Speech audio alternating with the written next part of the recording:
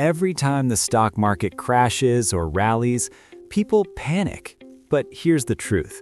Most people don't even know what the stock market actually is or why it moves. Let me explain it in 3 minutes. What the stock market really is. The stock market is simply a marketplace. Instead of buying products, you're buying ownership in companies.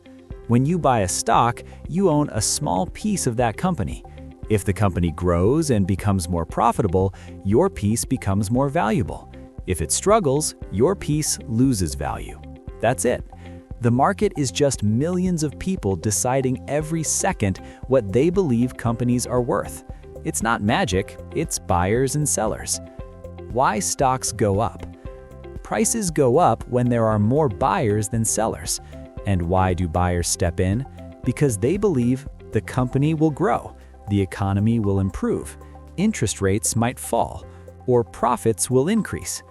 The market moves based on expectations about the future, not what's happening today, but what investors think will happen next. Why stocks go down?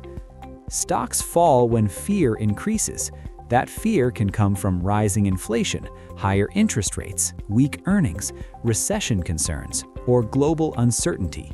Here's something important. Markets hate uncertainty more than bad news. If investors don't know what's coming, they sell. Who really moves the market? It's not just everyday investors. The biggest moves usually come from institutions, hedge funds, pension funds, large investment firms.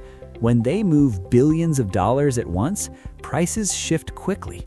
So when you see a sudden spike or drop, it's often large money adjusting positions. So what is the stock market? It's a real-time reflection of investor expectations about the future. Not random, not emotional chaos, just money reacting to information. And once you understand that, you stop panicking and start thinking long-term. Next video, we'll break down how to read market moves like a smart investor. Subscribe if you want finance explained simply.